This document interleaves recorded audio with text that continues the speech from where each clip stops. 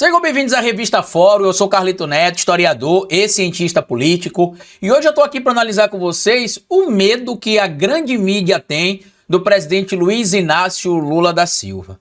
Muita gente, depois que passou a eleição de agora de 2024, em específico no cenário de São Paulo, apareceu aí em canais do YouTube, em portais de notícias, trazendo a fórmula mágica, como se para que o Guilherme Boulos fosse eleito, bastava ele basicamente apertar um botão, botar um chapéu com a foice e um martelo, uma foto do Che Guevara junto com o Fidel Castro no peito, que claramente ele seria eleito porque ele seria lido como alguém de esquerda.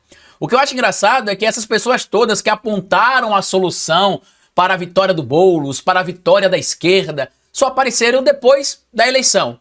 Inclusive algumas delas já foram até candidatas a cargos públicos, não conseguiram se eleger no seu cargo e inclusive tiveram a votação ruim. Porque tudo bem que as pessoas podem não se eleger porque não depende apenas da estratégia da campanha, mas também depende ali das propostas, depende do eleitor, e a gente sabe disso. Eu mesmo sei disso, já que eu não fui eleito aqui em Aracaju, mas dentro do meu planejamento a minha votação foi dentro do que eu imaginava. Eu imaginava que eu teria entre 400 e 600 votos, e estava trabalhando para esticar isso até 1.000, tive 423 votos. Ou seja, dentro daquilo que eu entendia que eu alcançaria e tentei esticar isso um pouco mais, acabou não acontecendo por vários motivos, entre os principais ali, o motivo financeiro, o tempo que eu tive de campanha, o recurso demorou de cair na minha conta, mas não é algo que vem ao caso aqui neste momento agora.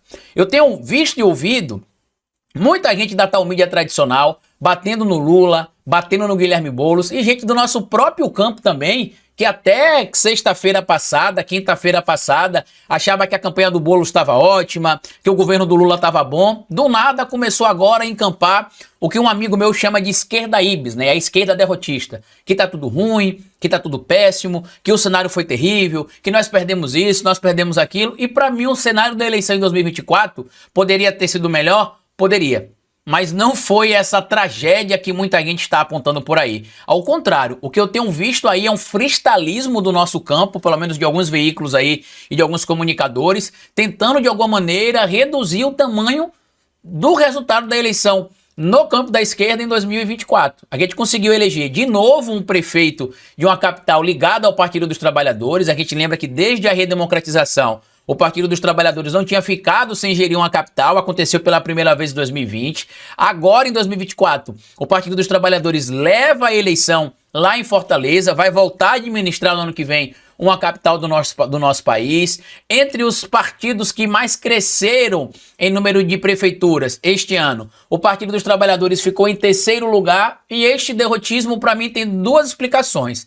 A primeira, a tal esquerda ibis, ou como meu pai costuma chamar, a esquerda pelega, que só quer estar lutando quando está tudo bom. Quando passa qualquer tipo de dificuldade, pula logo fora do barco. E o outro motivo é a ação da grande mídia tradicional, que tem iniciado ali a chamada Operação Tarcísio, que é basicamente para ajudar a eleger o Tarcísio de Freitas em algum momento e tentar enfraquecer a imagem do presidente Lula. Se vocês observarem, desde a queda do presidente Lula, na semana passada, eles fizeram matérias aí, em específico a Folha de São Paulo, mostrando que o Lula já está idoso, que está com a idade avançada, que nesta idade é perigoso isso, é perigoso aquilo, que tem de redobrar os cuidados com isso, tem de redobrar os cuidados com aquilo, que não se pode fazer isso, que não se pode fazer aquilo, que ele já é um senhor de idade avançada, será que ele terá lucidez em 2026? E o Tarcísio, que já foi escolhido pela grande mídia e pelo mercado financeiro como sendo o, entre aspas, bolsonarista moderado, que vai substituir na cabeça deles o Lula, porque eles já deram como certeza que o Tarcísio será eleito. O Tarcísio tem sido colocado ali como uma via para 2026. Eu até estava lendo aqui em alguns portais de notícia, inclusive da grande mídia tradicional, matérias do tipo: Lira tem aval de Bolsonaro e ala do PT ao incluir projeto da anistia em acordo por sucessão na Câmara. Isso aqui está publicado inclusive lá na Folha de São Paulo. Quando você lê a matéria, não tem informação nenhuma disso. Ao contrário, a matéria, que é um editorial do próprio jornal, porque se não tem assinatura é a visão do jornal, traz aqui basicamente que, na impressão deles, algumas pessoas no campo da esquerda enxergam que para o Lula seria melhor enfrentar Bolsonaro em 2026 e que por isso uma parte do Partido dos Trabalhadores, que eles não citam, de onde é que vem essa informação, estaria disposta ali a pautar a anistia. Isso é mentira, não existe essa discussão. Ao contrário, isso é para criar uma instabilidade no campo da esquerda. Por quê? Porque o Lula, mesmo com quase 80 anos de idade, gera um medo na Folha de São Paulo, gera um medo no Estadão, gera um medo no UOL, gera um medo na Globo, gera um medo em vários veículos da tal mídia tradicional que são parceiros, se não direto com frequência, indireto dos tais políticos reaças ou golpistas ou radicais mais moderados, como a gente tem acompanhado o caso do Tarcísio. Então, quando a gente vê o Brasil ocupando o status econômico que passou a ocupar a partir do governo Lula 1, Lula 2, e mesmo com tudo que fizeram contra Dilma Rousseff, a gente conseguiu reduzir a pobreza e a desigualdade neste país, a gente entende aquele discurso do Lula lá em 2018, quando ele discursou na porta ali do Sindicato dos Metalúrgicos no ABC, que o Lula não era mais meramente o político, o que ele representava era uma ideia. E naquela altura muita gente não conseguiu entender talvez o que ele quis dizer, mas é isso. É uma ideia de um país melhor, de um país que combate a desigualdade, de um país que combate a pobreza e de um país que combate tudo aquilo que o tal establishment e que o sistema convencionou estabelecer. Afinal, em um país que você tem pleno emprego, por exemplo, o trabalhador não pode ser explorado pelo patrão, pelo empregador. Por quê? Se ele tem opções de emprego, ele vai buscar um salário melhor, ele vai buscar uma carga de trabalho melhor, ele vai buscar uma jornada de trabalho melhor, ele vai buscar benefícios melhores para ele. O que a elite brasileira quer é basicamente manter o trabalhador. É uma escala que não seria nem 6 por 1, tá? Seria 7 por 0, trabalhando 28 dias por mês para descansar 2 dias, afinal o pobre tem de dormir em algum momento, né? Porque senão reduz a produção do patrão. E também alguém que receba, como diz ali inclusive a própria lei, né? A própria CLT e as leis trabalhistas como um todo, receber os mínimos atribuídos ao trabalhador. Fundo de garantia, como a gente já sabe, que foi incorporado depois, né? Que não vem ali inicialmente da CLT.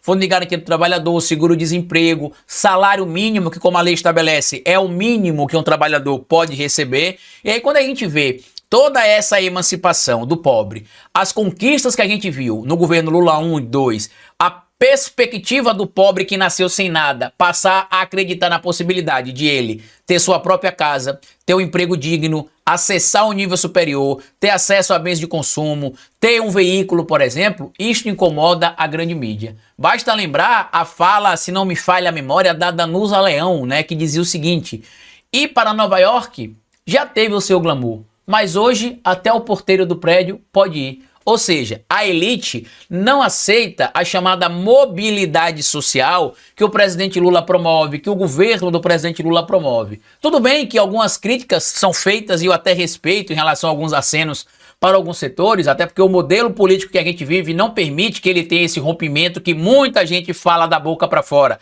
mas na prática sabe que é muito diferente do que se fala da boca para fora. Por isso que é importante discutir política real com quem quer fazer política real e não quem quer ficar brincando de comentar sobre política na internet. O Lula é o maior risco para a Globo, é o maior risco para a mídia tradicional, ele é o maior risco para o Tarcísio e o maior risco para o projeto liberal brasileiro. Só sendo, no mínimo ali, desonesto ou um grandíssimo canalha para dizer que o Lula joga o mesmo jogo do mercado, o Lula joga o mesmo jogo da mídia. Se Lula joga o mesmo jogo do mercado, como tem inclusive alguns analistas freestyles aí que se consideram tanto quanto mais radicais nas suas análises, entre aspas, por que que o mercado ataca o Lula? Por que que a grande mídia ataca o Lula? Por que que o agro, que inclusive recebeu ali, né, o Safra, né, o plano Safra, o maior plano Safra da história, ataca o Lula? Por um motivo bem simples. Eles não querem dividir com ninguém as benesses que ele tem. Se o Lula dá, por exemplo, subsídio para o mercado, para algumas empresas que têm influência no mercado financeiro, para alguns indivíduos que estão ligados ali, por exemplo, ao agronegócio, ele também dá algum tipo de contrapartida para o pobre. E isso incomoda o rico. Por que que incomoda o rico? Porque na universidade, que antes você ia do curso de Direito, no curso de Medicina, no curso de Fisioterapia, e que só tinha a nata da elite brasileira, hoje tem um preto, hoje tem um pobre, hoje tem um filho da empregada, hoje tem um favelado, hoje tem um filho do gari, hoje tem um filho do peão que vende produtos na rua ali com uma mochila nas costas. Isso que incomoda a elite brasileira. Desde ontem, na verdade desde o último domingo, o que eu tenho chamado de Plano Tarcísio foi colocado em prática de forma mais massiva. A gente já sabe que a grande mídia já fechou um acordo com o Tarcísio, o mercado financeiro já fechou um acordo com o Tarcísio, e Tarcísio é o candidato para 2030, de acordo com os interesses ali do Kassab, mas para a grande elite brasileira, ele quer que o Tarcísio seja candidato já em 2026 contra o Lula, porque eles vão daqui para lá fazer um trabalho massivo, para poder meio que fazer um balão de ensaio, se vale a pena ou não vale a pena indicar o Tarcísio agora. E ao analisar tudo isso, a gente consegue compreender o porquê que é importante a gente não enfraquecer a nossa luta.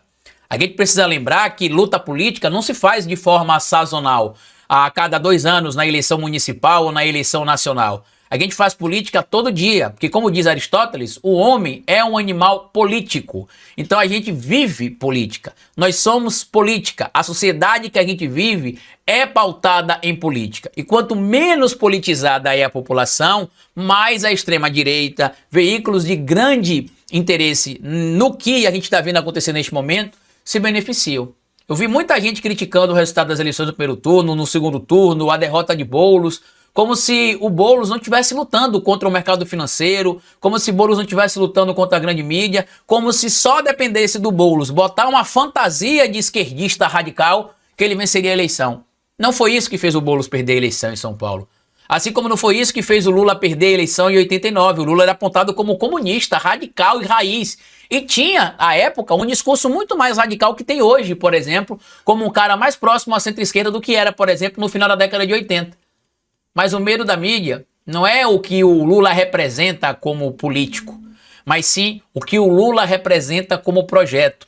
Um projeto de emancipação da população pobre, um projeto de emancipação das regiões pobres desse país. Afinal, o nordestino que mal tem um ensino fundamental, que não sabe falar outros idiomas, que não tem uma pós-graduação, um nível superior em alguma universidade renomada no Brasil, tem vários títulos de doutor honoris causa, porque ele é um indivíduo da prática, ele é um indivíduo que viveu aquilo que ele defende.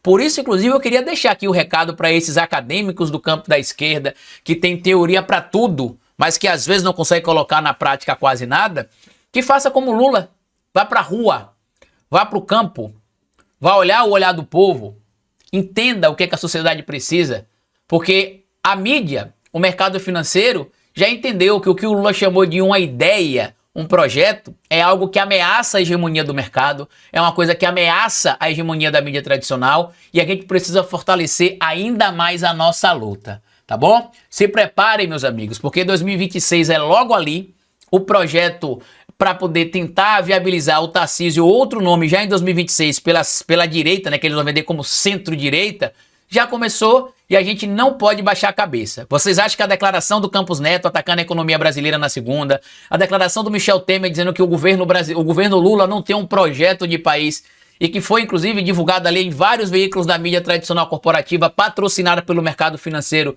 foi algo que saiu à toa? Não, é uma ação orquestrada, que começou no domingo, quando o Tarcísio falou para a grande mídia que o Guilherme Boulos teria recebido ali apoio supostamente do PCC e que não foi desmentido. Então a gente precisa lembrar contra o que nós e o presidente Lula tá lutando, tá bom?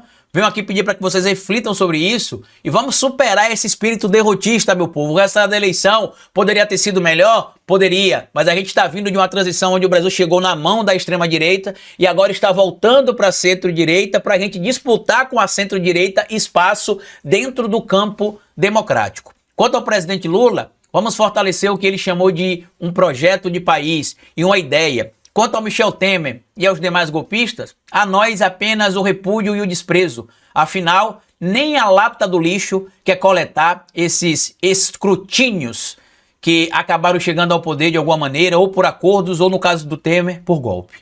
Grande abraço para vocês, compartilhe esse vídeo, se inscreva aqui no canal da Revista Fórum e até a nossa próxima análise amanhã. Tchau!